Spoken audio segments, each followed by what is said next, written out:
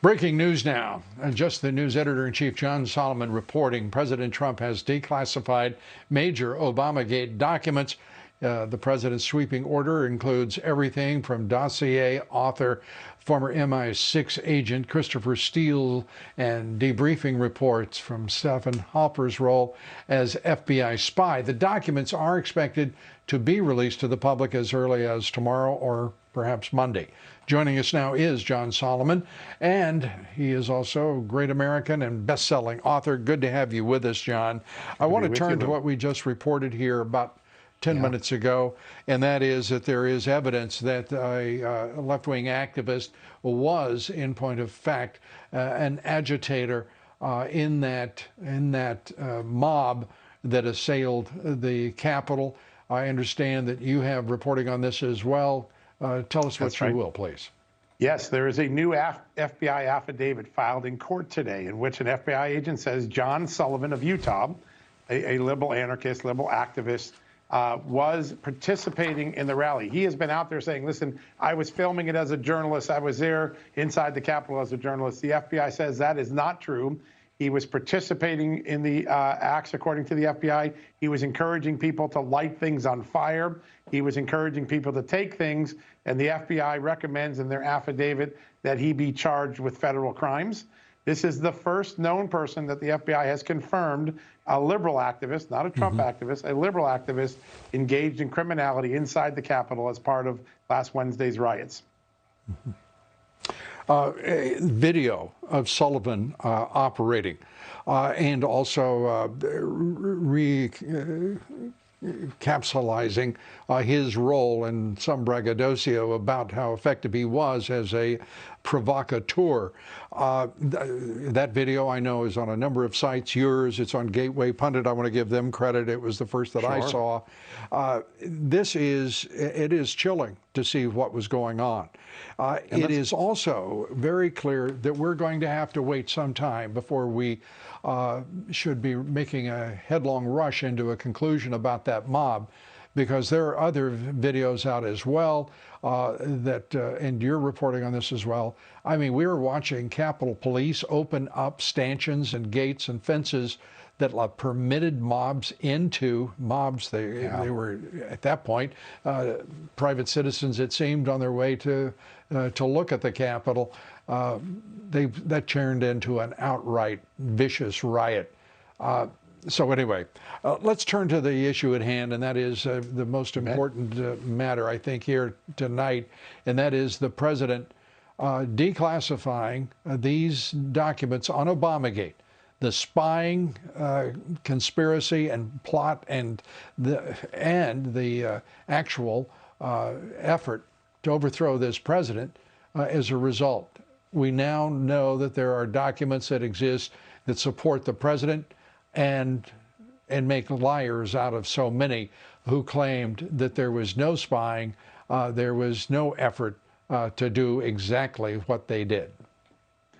You are 100% right. I can confirm. We were talking last night. Will the president deliver on this? One of the last remaining promises. He has delivered in a big way. More than a foot-high stack of documents he has authorized, released by the FBI and the Justice Department. These are the things that the FBI has tried to keep from the public for 4 years. They have amazing big picture revelations. And let's start with, I think, the most important one. Christopher Steele, in his debriefings with the FBI after he was fired for leaking, he told the FBI, the reason I leaked is because I needed to help Hillary Clinton cover up her email problem. So I leaked to turn the attention to Donald Trump. The Russia collusion narrative was invented to protect Hillary Clinton from ongoing revelations about her email scandal. It was a political dirty trick, and that was Christopher Steele's own words. People tomorrow, I believe, will get to see his words. I've been reporting on this privately. I haven't seen the declassified documents yet, but I'm telling you that my reporting, I know that's in the document. Similarly, Stephen Halper, the other informant, remember he's the guy that recorded Papadopoulos and Carter Page. Right. In his tasking orders, when the FBI is tasking him, my sources tell me from weeks and months of reporting on this, that he was told to spy on the Trump campaign. In fact, he was given a cover.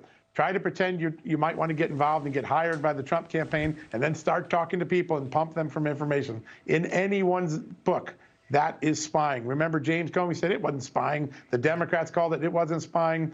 This document, when it's released tomorrow or Monday, will blow out of the water any idea other than the FBI was spying on the Trump campaign as early as August 16. The word Trump campaign was all over the FBI documents.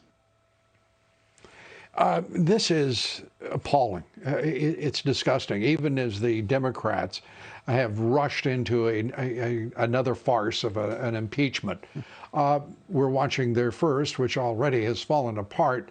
But now we know the criminal acts of a number of federal officers, whether they're in the State Department, whether they're in the FBI, whether they were working with the FBI.